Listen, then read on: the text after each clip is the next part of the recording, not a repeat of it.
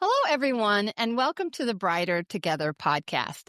My name is Janet Courtney, and my guest today is Alisha Love. Alisha is the Director of Student Experience at University Prep Schools in Detroit, Michigan. Alisa, thank you so much for being here today. Thank you. All right. Well, tell us, Alisha, a little bit about what you do and about University Prep. We'd love to hear about it. Well, again, my name is Alisha Love. I am our Director of Student Experience. It's also referred to Crew Experience because Crew is one of the pillars of University Prep Schools. It is a school district that is located in downtown in the heart of Detroit. And we have 10 schools within our district, 4 elementary, 3 middle, and then we have 3 high schools. And so I serve with our home office at the district level, and I work with all of our schools and I support them with a system that we call Crew. And so Crew is not only a structure that we have within our schools, but it's also a mindset. And so within Crew is an opportunity to build community, build culture. It's opportunity for staff to connect with one another, learn more about each other, learn from each other. And it's also a way that our teachers intentionally connect with our students. And so we look at it as an opportunity for there to be social emotional development as well as college and career connections and experience. There's opportunity for academic check-ins for students just to be aware of where they are academically, set goals, and see what opportunities are available for them to improve, continue to grow and build community amongst the students that are in their school as well as in their class. Wow, that sounds really intentional, really intentional. I love that. I love that. So how many students? That sounds like a lot of kids. How many students do you guys have at your school? Well, it's 10 schools, so the enrollment does vary, from school to school. Awesome. And so how did you get into this role? To give me a little bit of your background and how you because I know you've been there for 10 years, is that right? Did I read that right? No, this is actually I'm finishing up my 3rd year here. Third year. Okay, I apologize. Yeah, I've been an educator, though, for over 16 years, and 16 years. so Okay. I've been, in the school system as a teacher, a paraprofessional. I've been a tutor, a mentor, and then, most recently before coming into this role, I was, a school administrator, and so I've had an opportunity to work at the elementary level, the middle school level, as well as the high school level. That's nice. And you mostly work with high schoolers now, is that right? Nope, I work with all of our All of students them. across the Okay. whole district. A Yep, whole it's an thing. opportunity for me to get into all of our schools, work with our Wow. school leaders, and just support, this whole initiative. Very cool. That's very, very cool. And I'm assuming it's helping, right? I mean, it's improving Yeah. graduations and We really wanna just help students to build character, okay.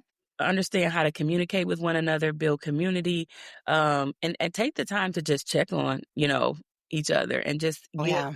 give space and provide a safe space for students to feel comfortable talking about how they feel. I'm learning how to problem solve because our children are dealing with just so much. There's so many things that are going on around us, so many things going on in the world today. And so, we want to make sure that our students have the tools to know how to communicate if they're having a Right. problem. What's the right way to solve a problem? I'm also our restorative practitioner trainer for our district. So a lot of my work also ties into restorative practices. So making sure that I'm able to show how to properly solve problems and deal with conflict when it occurs, because we know conflict is going to happen. But again, we also know that how we respond to conflict is also really important. Is your outcome. And For sure. so we teach that grace does need to be given, but also accountability is also important. And, students definitely need that as well. Yeah, for sure. For sure. That's fantastic. I love that. I love that. You guys are doing some really, really amazing work there, it sounds like. That's really Yeah. great. That is Yeah. really great. So what would you say is staffing an issue? What would you say is your biggest challenge right now? I mean, I know you've got a lot you're dealing with inner city Detroit and there's all of that, but what would you say in your job is your biggest challenge right now? I It would sounds just like you're good at your job. I love that you're hesitating. That's fantastic. there's different aspects of the work that I do, and so I'm really big on just support and just Mhm. making sure that, I'm able to support in any capacity. And so sometimes like I feel like I wish I could be in more places than one, Yeah. So it is 10 schools, and right now Yeah. I'm kind of the only one in my department that specifically does what I do. And so, I might want to go to 5 schools in one day, but unfortunately, I can only make it to 2 with, other things Yeah. that are on my schedule. And so I think that just wanting to be able to be at multiple places at one time can be a struggle Mm-hmm. because I just want Yeah. to help as much as I can and Yeah. provide the supports that are needed. Yeah. And your role is so critical. So critical. That's fantastic. Sometimes you need to clone yourself, don't you? I feel like that sometimes. I'm like, Yeah. "Oh, I wish it was another one of me." Yeah, I need another me. I need another me. Absolutely. So, as a leader, how are you navigating all of there's so many changes with the kids, with technology and AI, political. Although I don't want to go political, but it's there. I mean, it is there. Yeah. So, how are you guys? How are you navigating all of that? It just seems like we turn around and there's something new. And then Yeah. we turn around and there's something new again. And I'm like, Yeah. so Just trying to see what things are priority. You know, very good. There's a lot of things that are on the table. And so, as I mentioned, it is 10 schools and the needs might vary from school to school. So Hmm. what might be a priority at one school might not be a priority in another school. And so just knowing what are the actual needs of this particular campus, what supports would this school need, what resources do they need? And I think just taking the time to, give surveys, gather data, check in with people and just see what's going on. What is it that you need? How can I support? And just getting that information just lets, me know what I need to do and what drives my work. And Right. so it may vary, like I say, from campus to campus, Well, but and you're talking about one campus is elementary, one's middle. I know you had multiple. I didn't write the numbers down, but multiple elementary schools, multiple middle schools, and you said 2 high schools, right? 3. 3 high schools. Okay. So what you're doing at a high school is going to be different than what you're doing at an elementary school. Yeah. Can you give people a little bit of like what a typical needs would be at those different levels so they kind of get an idea of what you're doing in those levels? Yeah, sometimes, I take a look at maybe the suspension reports and I might see, hey, what are some of the harms that I see that are most frequently happening at this campus and that campus? And then, I look and see, okay, if I notice that there's an uptick in fights at this campus, let's see what are we doing, with these students or what message are we sending regarding fighting? And then we talk Mm-hmm. about what opportunities for professional development might exist or what type of team meetings can we have? And even breaking it down, is it 6th grade that seems to have the most fights, or is it 8th grade? Grade level. Yeah. Mm-hmm. So For even sure. breaking it down to, is this like a school wide thing? Is this a grade level thing? What's actually happening that's causing fights to be such, a big thing at this campus. So just trying to dissect and look at the why Mm-hmm. behind the data. Like if the data says this, why does it say this? And then, Mm-hmm. just having those important conversations is just crucial to understanding the why. And then from there, I'm able to say, hey, this is how I might be able to support you, or here are some ideas. Is this something that you would be interested in implementing to decrease your number of suspensions? Right. So again, it is a case by case basis, but I look at data for sure to kind of Yeah. help drive, what I'm doing at each campus. Because it shows you the trends, right? Yeah, for sure. Yeah, Those for trends sure. is a big thing. Yeah. What about elementary schools? What would you be doing at an elementary school? The same thing. I The pull same? Okay. the same reports for all of the schools. Okay. So I'm Okay. able to look at each school and then say, hey, what are the needs? What is it that's Do you happening? get fights with little ones? Do little ones fight? They have They fights. have? Okay. Yeah, Oh, wow. but I guess I just don't realize that little, I don't know. I'm out of that loop, I guess. My youngest is 22. I haven't had a little one in elementary school in a really long time. yeah. And elementary is kindergarten through 5th grade. So Oh, well, there you go. Yeah. Old, so, yeah. The older elementary kids. is just you don't always think about the little kids, Yeah. but there are disagreements that definitely occur even at Yeah. the elementary level as Yeah. well. Well, it's fascinating to me because you know, anyway, fun, super fun. Okay.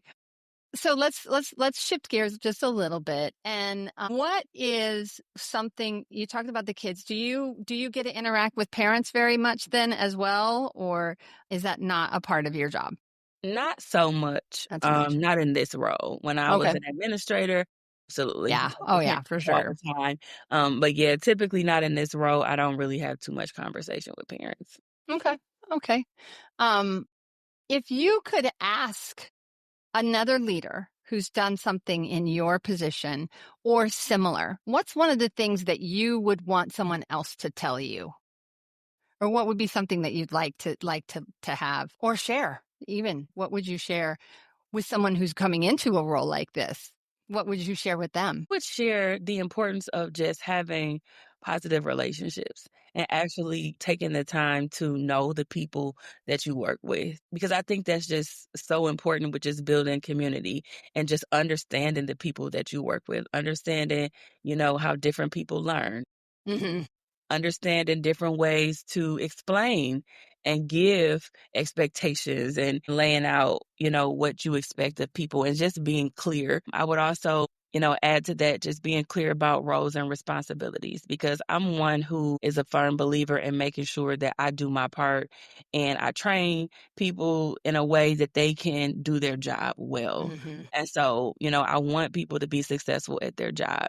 And I know that when the right tools are given and you lead by example and they have a good relationship with the one who is training them and giving them instruction, they can feel comfortable coming back to ask a question if Right. they feel like they misunderstood, without feeling like, oh, you're going to look down on me because I'm Hmm. coming back to ask you something that you may have said before. But um, I just think that it's really important to show people that you actually care, show people that you value them. Hmm. I've been in like a supervisor role for a long time, and I always wanted to just find a way to let people know that I appreciate the work that they do because you could work somewhere else, but the fact that you're choosing to be here and you're choosing to come here every day, is important to me. And, I want people to feel that and know that they're valued, that they're They important are.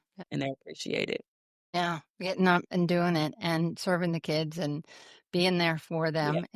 And it's such an important role Yeah. to.